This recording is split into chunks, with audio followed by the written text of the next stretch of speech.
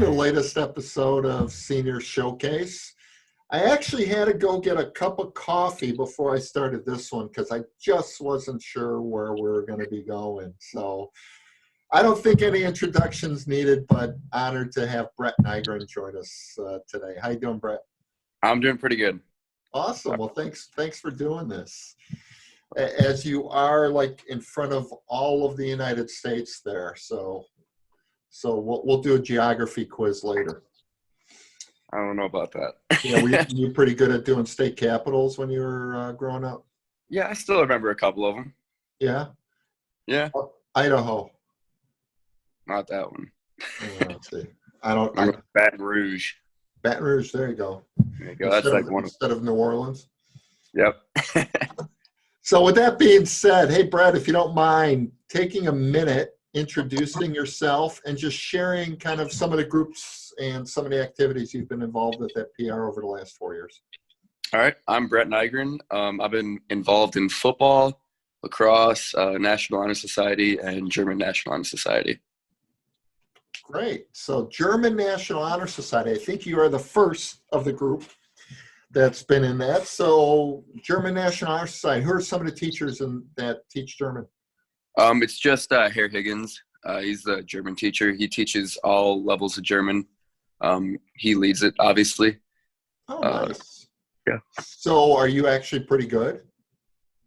No, I'm not.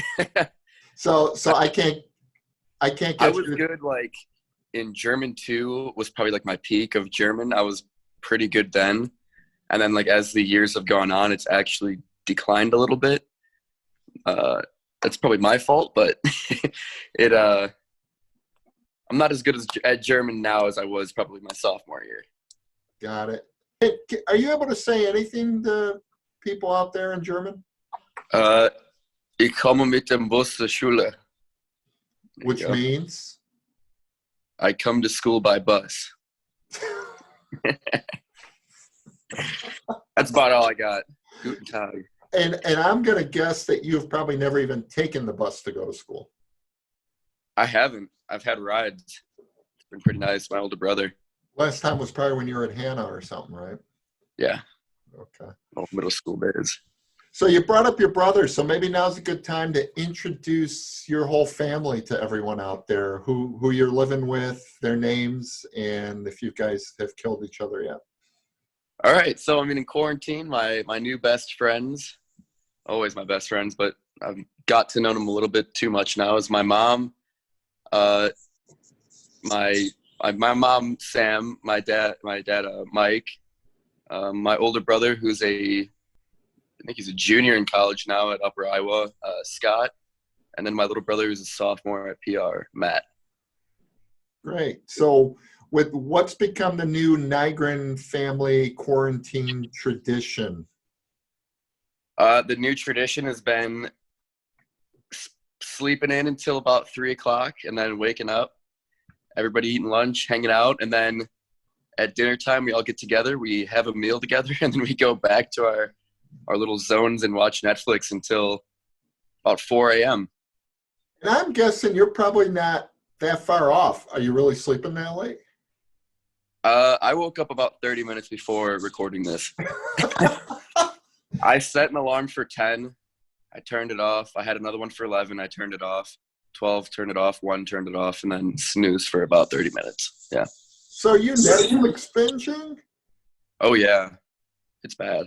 So what have been the binges so far? So far, the Narcos. It's a big one for me. I like that one. The Last Kingdom, which is some almost like Game of Thrones show. Isn't it like the motorcycle gang? No, it's about like the formation of England. I don't know. Oh, okay. And then I've watched Breaking Bad again, which is pretty good, obviously. So, yeah, I've just been watching a bunch of random movies on the sides, too. Okay. What's been a good movie? I mean, Goodfellas, I've watched that about 3 times since being locked up, so. All right. Well, everyone knows that you're the master of impressions. So, I mean, there's got to be an impression you could do from the movie Goodfellas. A clean one. Man, I can't. I mean, Riley Smith would definitely be your guy for that. I can't really do. If I do like an Italian guy impression, I end up sounding kind of like I'm from Mexico instead. Doesn't really work out that well for me. All right, we'll spare you then on that. Thank you. But has there been game nights, video gaming, any of that going on at the Nygren household? Oh yeah, there's. I mean, we found the game Racco, which apparently my dad played when he was a young man. But it's some like card sorting game that we've been playing. We played Sorry a couple times. Candyland made an appearance one night, and that hasn't been back since. Yeah, I was going to say Candyland. Now you're really scraping the barrel there, right? Oh yeah, I mean we've stayed away from Monopoly because that game just causes arguments, but everything else has been fair game. And then a lot of video games with my brother, both my brothers actually. A lot of Call of Duty. Call of Duty, the new one. Oh yeah. Are you playing with anyone outside the family? Yeah, I'm playing with most of my friends, mainly Matt Logs. I'll play with him a lot, and then sometimes with Josh Crandall or George Concialdi. Yeah, and then some other people that I know from other schools. And how are they? Are they any good? They're all bad. They're all terrible. I'm basically the best, and I carry them through the game. It's okay. And you're able to whoa, okay. I think it's because Brett was fibbing about his last statement, and he, little technology revenge. No, I don't know.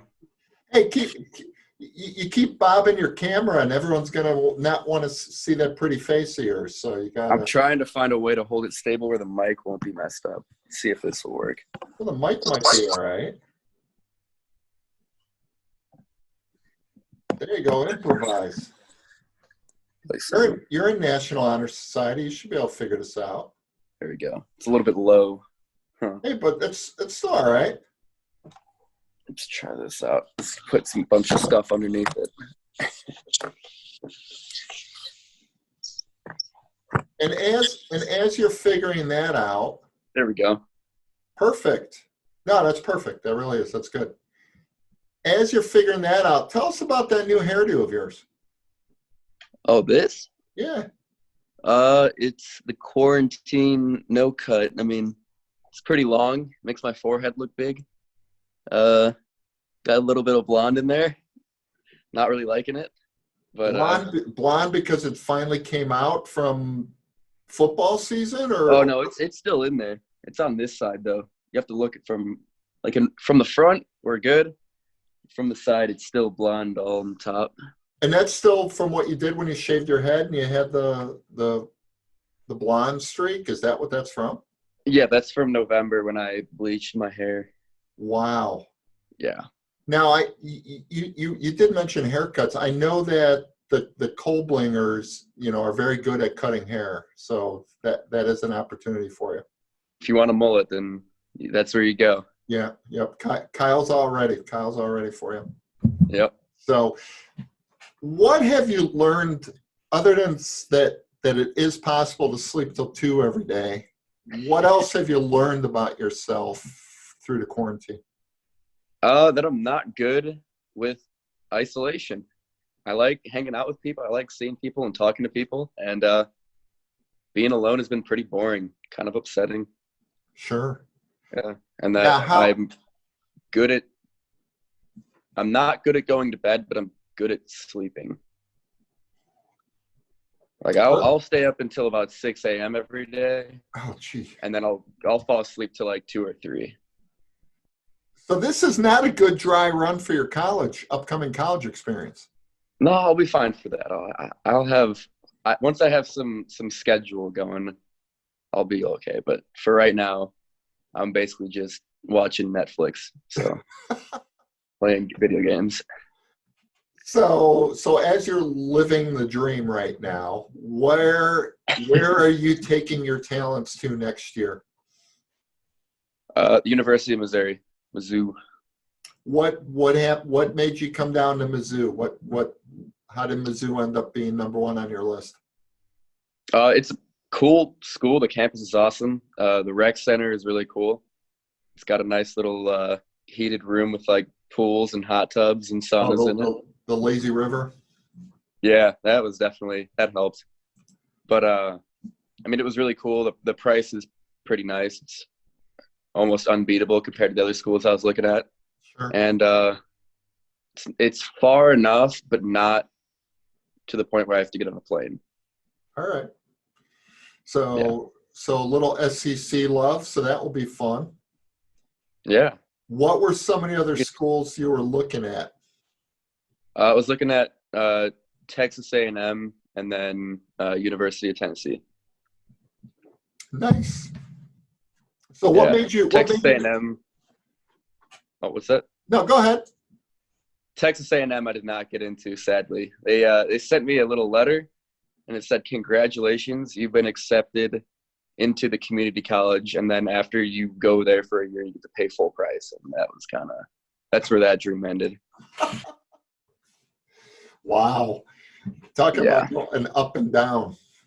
Oh, yeah. I was so excited, and then I read it, and then I wasn't.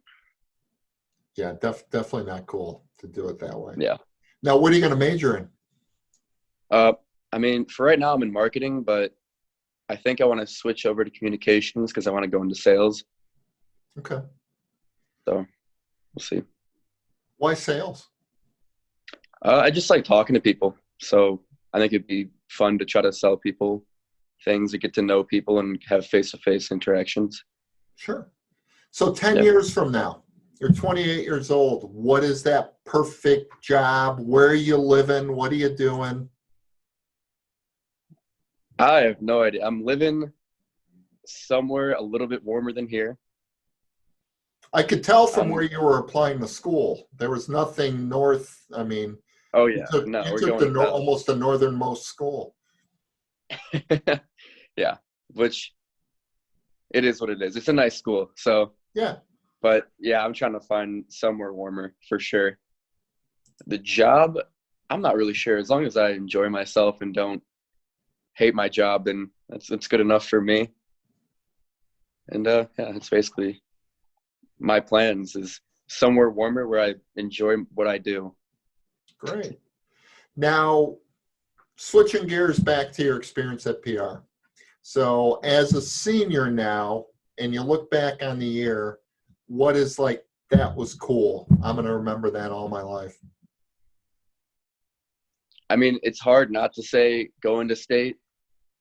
But I think definitely beating Carey by a lot was one of my favorite moments.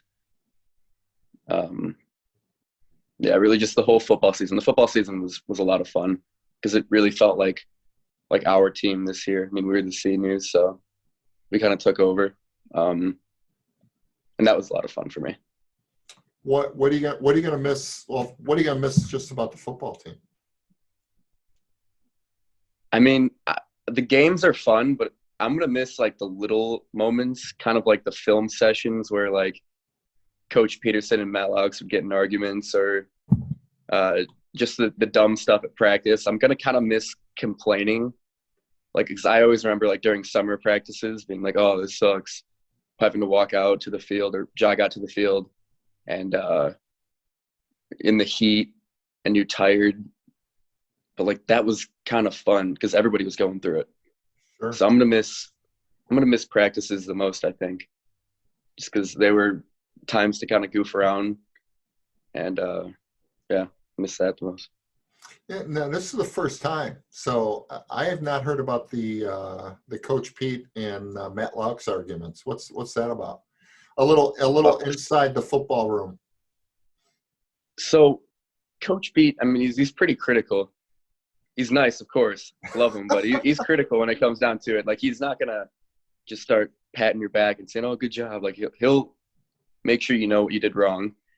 And most people just can accept that. But sometimes Matt Laux cannot, and then he'll say something back to him, and then Coach Pete will keep firing Matt up, and then it's just a constant back and forth. Or like he'll say Coach Pete will tell him that like he looked scared on that play, and then Matt will say like, no, I wasn't. And then Coach Pete will say, are you sure you looked scared? And then Matt Logs keep going, no, I wasn't scared. It's really funny. And I sit right next to Matt, so I can see front row seats of what's happening. So and then he'll turn towards me and go, I wasn't scared.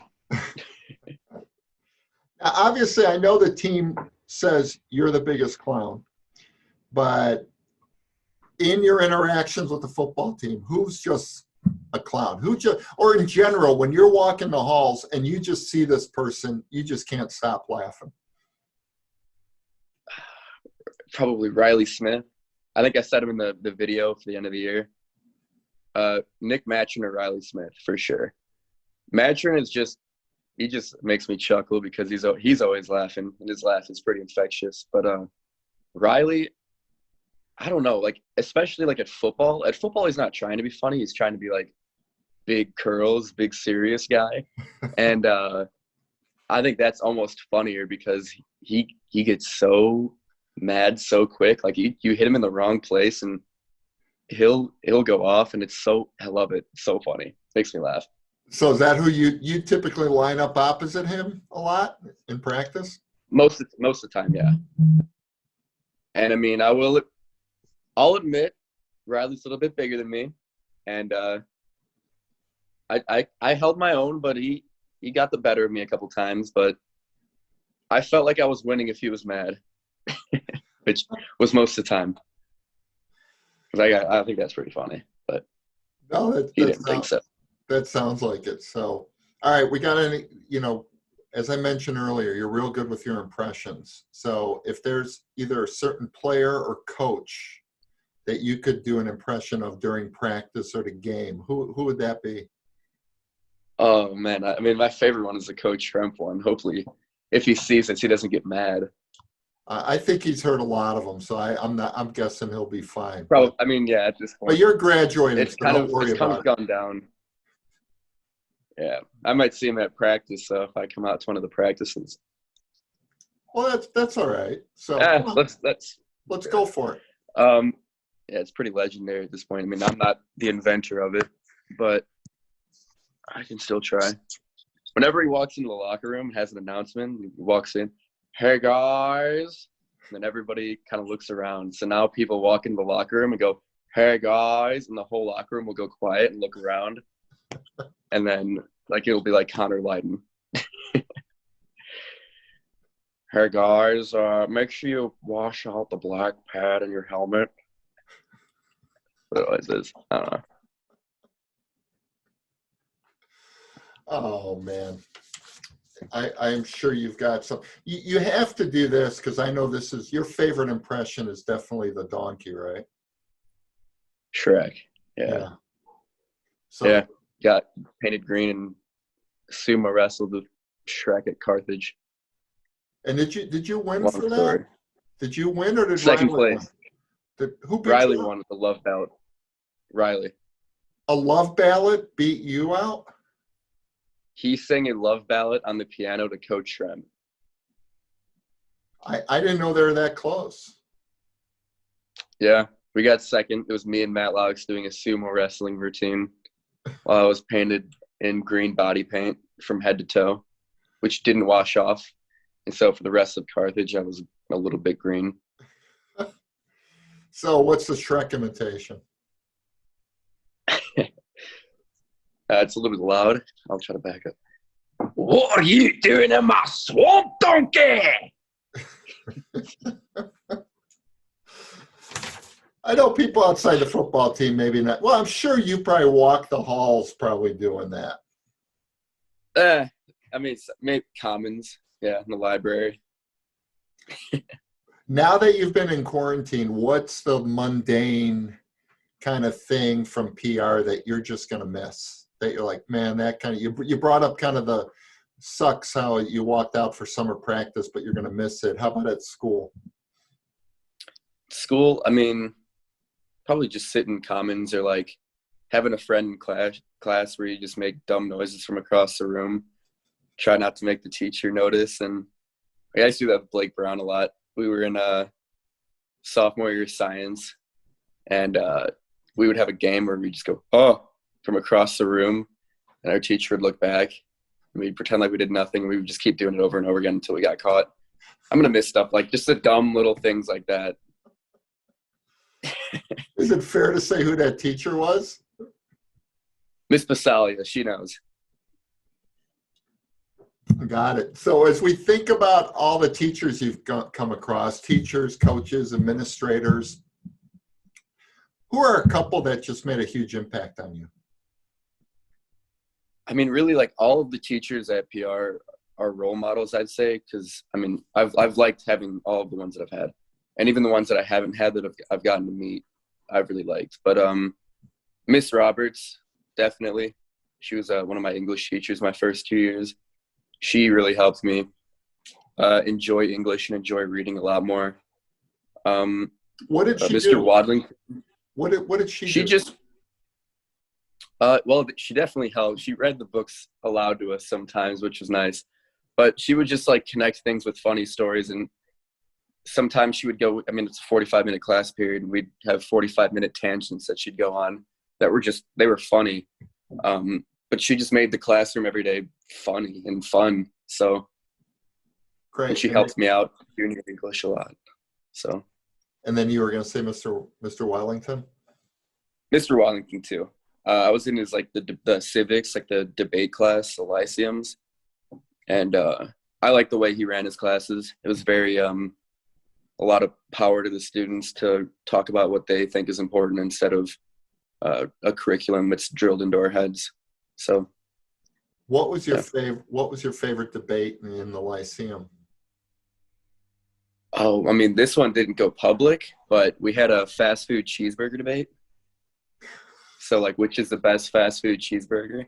Which I made a 30-page slideshow, I think, about it, and got to present it to the class. And he thinks it's In-N-Out, Mr. Waddington, but it's definitely Five Guys, I think, without a doubt. It was based only on taste.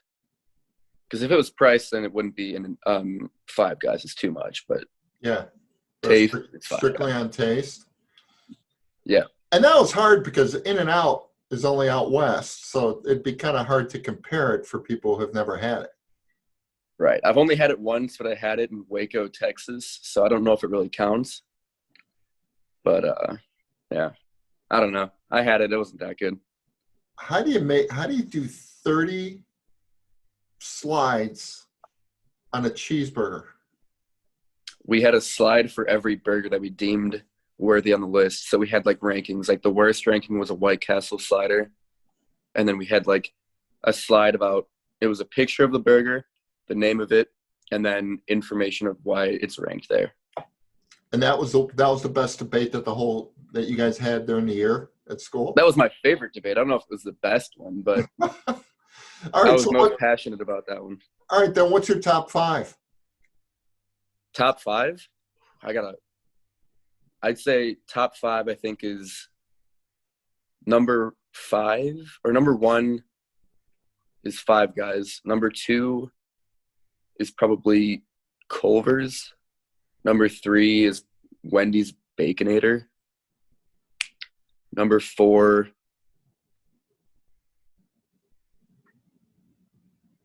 that's my top 3. I gotta look back into my research. Right. No, that works. My top 5. It's been a while. With that being said, what's the Nygren family go-to for takeout? I mean, Chipotle's been popping up a lot recently, but we had Kyoto the other night, which is pretty nice. Yeah. And then had some Taco Bell yesterday for Cinco de Mayo. So now I saw a picture, so I don't know if that was true there. Someone put a picture out of the Huntley Taco Bell with cars 40 deep to go through the drive-through, which is just seriously? Yeah, that's like insane to me that people would be 40 deep to go to Taco Bell. I've been disappointed with Taco Bell recently. I've been going there a lot, and the little crunchy tacos that you get at the meal, yeah, it's like a secret taco in the bottom of the bag that gets you excited. It's like they're soggy now. Like they're like the bottom of I get the crunchy ones, and the bottoms they're all soggy and they're gross, and I don't know. So bad Taco Bell. So now you got, when you make the order, you got to say, put the crunchy ones on top of the bag. I've never had that problem before because, I mean, back when we went out for lunch, we would have Taco Thursdays every Thursday for lunch release. We go to Taco Bell. And even like if I ate it late at night, I've never had that problem. But after this quarantine thing, the Taco Bell quality has just gone down. It's breaking my heart. If that's the worst complaint during this, life is all good. So since I have you on that mood, in that mood of just kind of talking about things in society that are bothering you right now, what else would you throw on that list? I don't know. I mean, if you were king, what would you do? Only me and my friends can come out of quarantine. Everybody else has to be locked back in. No, I don't know. I mean, this all stinks. I'm just going to let it happen. Hopefully we can have a summer. Yeah. Who knows? Or a freshman year of college. Who knows? I mean, I don't like being a pessimist, but it's not looking too good. Well, what's the first thing you're going to want to do with your buddies if you just know, boom, I could just go do it, no concern about anything?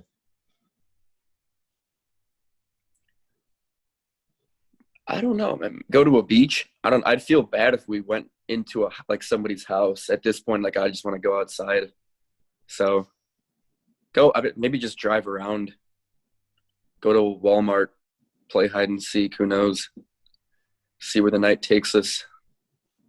Walmart hide and seek. That might go viral. We've already done it. Riley we got kicked out. Riley Smith hid in a tire behind the desk of like the auto part. Some guy, one of the guys that worked there, walked up to him and said, "What are you doing? Why are you behind the register?" And he said, "I'm hiding." And then we got kicked out. Wait a minute.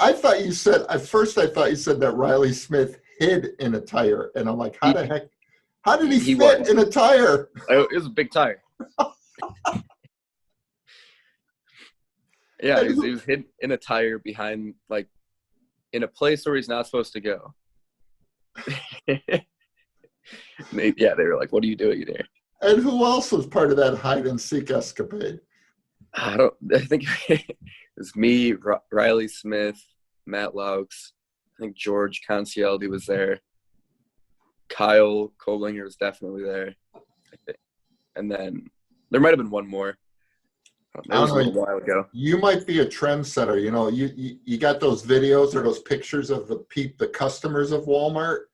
Now you're going to have the hide and seek of Walmart. There's some good spots. The one with the shirts in the circle. You go in the middle of those, you're not being found. It's a good spot. It's where I had. Don't tell anybody. All right. We'll just keep it between us. All right. If we go back to PR and a couple teachers that had an impact on you, are there any coaches or administrators that were very important to you over your time there? Yeah, I mean, all of the football coaches, the ones that I knew the best were obviously Coach Dunker. He was the defensive line coach. He was the most patient person I've ever met. The D-line, I mean, we're a simple folk. We're kind of hard to work with at times. I mean, our job is literally just to run forward. And sometimes we would do some very dumb things, and he never lost his temper. He always kept a level head, which I really admired. And then Coach Peterson was, I mean, the head defensive coach. I'll never forget his jokes. He'd always try to tell us, we'd all awkwardly laugh at. He would try to tell us like dad jokes. And then Coach Schremp, who was my coach for the first 2 years, because I was a offensive lineman. I miss all the coaches. And then my lacrosse coach as well, Coach Koss. I didn't get to see him this year, sadly, but it was his first year coaching. We had a different coach through high school. And this is going to be his first year as head coach, but sadly it didn't get to happen. but he's a great guy. Wow. That's now with your when you hear the phrase "once a wolf, always a wolf." Now that you're going to be graduating, what does that mean? It means that like I always have a place to come back to. Like I always feel welcome. I felt like I was very involved in PR when I was here, and I feel like if I come back, that I'll be welcomed with open arms and almost like nothing's changed. Like obviously they're my teachers and administrators, but I can almost look at them as friends because of how much of role models they were to me. That's awesome. That's awesome. What do people not know about you? And people have said you're pretty much an open book. Yeah, I'm pretty. I don't really hide much. But what's a hidden talent or something that people would be really surprised to know about you? I mean, that's appropriate to share. Yeah. I mean, this is stupid. My friends get a kick out of it as I can clap with one hand. What? Yeah, I got. Okay. I can show you.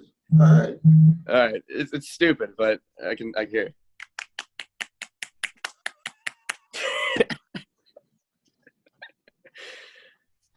I don't even want to know. You must have been really bored one day and go, let me see if I can do this. Or you got extremely long fingers. Yeah. My friend, I don't know. I was sitting on the couch one day with all my friends. We were just watching TV, and I just kind of started fidgeting, and then eventually it made a clapping noise, and I kept doing it. They started laughing, so I've just been doing it ever since. Yeah. Well, some people might not realize your mom's president of the Boosters. Right. So share a little bit about your mom, her involvement in the school, what it's meant to you. It means more than she knows. Like I love giving her a hard time about it.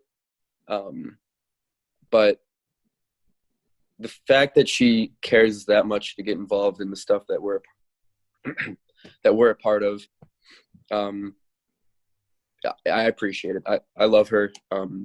She's always there for us, and it's very fun to make fun of her sometimes about it, but it's awesome. I'm glad that I'd rather have her be involved than not care. Awesome. So now you said you like making fun of her. So now's your chance to kind of get a shot at your mom. Now keep in mind, Mother's Day is coming, and she will watch this the second it comes out. Oh, I'm sure, but now's your chance. Oh, what do I say? Where should I go with this? I don't know. You're living dangerously, but just figured you'd have fun with it. All right, right now, your mom would literally be kind of like getting really nervous. Yeah. If I hit her for a curveball. Hey, Mom, I love you. Wow. Such a good son. She hear you? You hear that? Nope. I will say one of the funniest things that I remember about your mom was at the awards banquet. And do you want to share what award you got? Oh, I got a Lineman of the Year. So you got Lineman of the Year. Do you know what your mom did when you got awarded Lineman of the Year? Uh-oh, it froze. No, you're good. Am I back? Yeah, you're back. What'd you say? Right. Sorry. So when they announced that you were Lineman of the Year, I happened to be behind her, and your mom literally gasped. I thought your mom was going to faint. She was like, "Oh!" I mean, I was pretty surprised too. I didn't expect to win that. I thought he was gonna, or would have told me beforehand or something, like the Oscars. But that's awesome because it lends itself to what your teammates felt about you, your coaching staff. I know whenever I'd see you at practice, you'd always be working hard, but yet having fun. Yeah. And it's a tribute to you and kind of the leadership you put out. with your teammates, and you should be proud of that. And I know that's going to take you a long way. Yeah, I was just, I mean, football was always fun for me. I just like having fun. I mean, part of being on the D line is kind of just messing with people, and I've always just gotten a kick out of messing with people. I didn't expect or need the award necessarily, but I mean, it's cool that I got it, but I care more about the time I spent with all my friends. Sure. And I know a time that your fellow linemen talk about is how much fun they'd have with you creating chants before the game. Yeah. And I'm not going to make you say any of them, but it's a kid show. We can't do it. Yeah. What went into that though? Oh, I mean, it started junior year when we have like our walkthrough practices the day before the game, and the linebackers all got together, and Coach Peterson talked to them and got them all excited, and they did like some sort of chant. And the linemen, all of our seniors had already graduated, and it was kind of just like a new set of linemen. And so the first practice, we were just kind of like, we kind of just walked in, and then the linebackers, I think they made fun of us. They're like, "You guys are lame. You're not doing anything." And so the second time, we didn't want to make that same mistake. And so we all got in a huddle, and we looked at each other and we said, what do we say? And then so we kind of just looked at each other, and then I started talking, and I just started saying a bunch of crazy stuff, just fun stuff. I kind of got some inspiration from my dad, who has said some of the craziest things I've ever heard on a football field. And I was basically just trying to make people laugh in the huddle, and it worked. We did our break, which is man meat. If you don't know, then you don't know, and that's the way it's going to be. But after that, I mean, every week people would be expecting me to do some sort of crazy, weird speech. So that's just how the tradition caught on. It's up to Patrick Gardner now. Oh, is that right? Is that where you've passed the torch? I have passed it to him. Let's see. I don't know if he'll do it, but is he worthy? He has to be. I think he is. Now you brought up your dad. We kind of got off because after we were talking about your mom, but I know your dad's been an integral part of your football and athletic upbringing and such. Any kind of fond memories or stories about that with your dad? I mean, I have a bunch. I mean, the first thing I don't know why this memory stuck with me so much, but my dad, he sat me down when I was a little kid, hadn't even played a sport yet. And he goes, "Brett, do you want to play football or do you want to play soccer?" That's all he said. And I chose football. And then after that, he was always my coach during flag football. They'd basically just like give us like, say, hand the football to him and run forward. It was him and Mr. Brown always. And then throughout the years, I mean, we've had our Pee-wee Super Bowl runs, which have always been fun. Kind of was the inspiration for our state run this year. But he's always been there for me. He kind of taught me that being an offensive lineman or a defensive lineman or a lineman in general is not a bad thing, but can actually be a good thing because, I mean, it's fun. You're hitting people every play, and you're causing chaos. So I'm definitely thankful for that. What's the funniest moment in the middle of a football game that you could recount something happening? Oh, man. I mean, I don't know. I mean, it wasn't funny to them, but at the time, like, I was sitting there laughing pretty hard. It's I think it was maybe Josh Crandall and Matt Laux. It's usually Laux. It's either he's freaking out at somebody else or messing up a play, or he's freaking out at himself. It's usually him freaking out at himself, like he'll miss a tackle and he'll start yelling at himself in the field. And I think that's pretty funny. I don't know, it's funny because he plays right behind me usually, or on the opposite side of me. And I can always just hear him like, what are you doing? Talking to himself. It's so funny.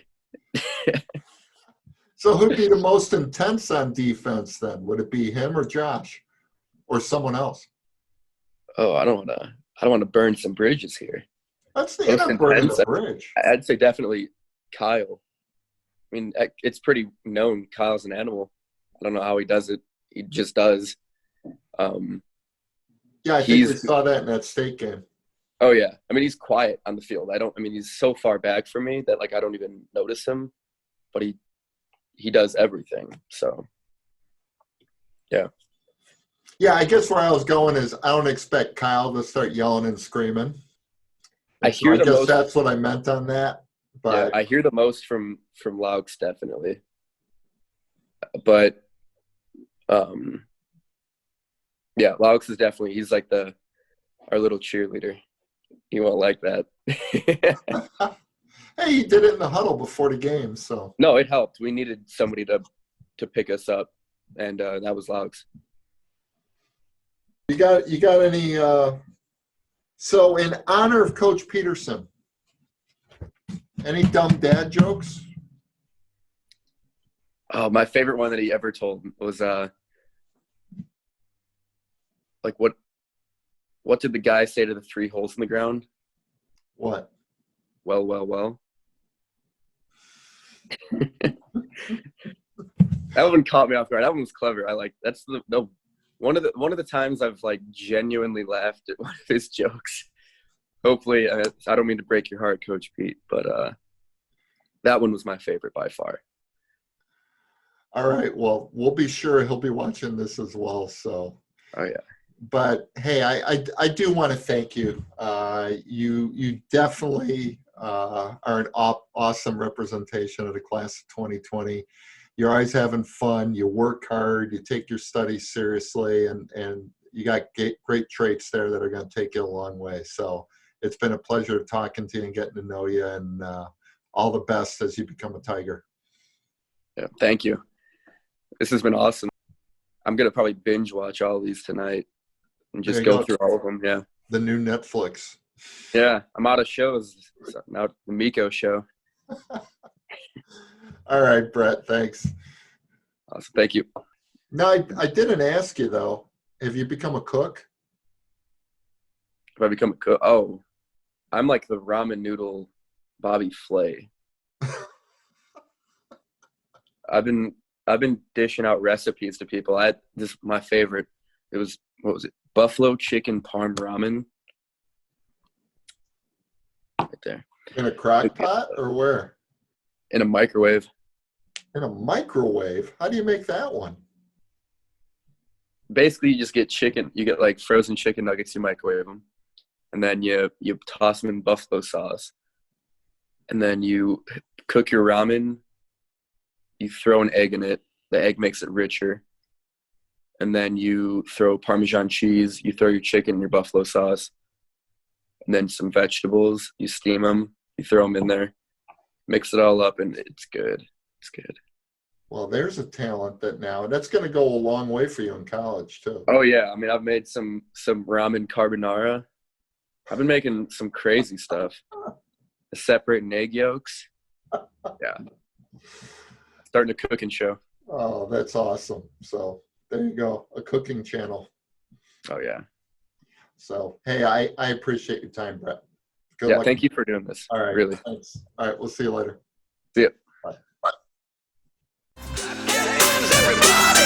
Everybody.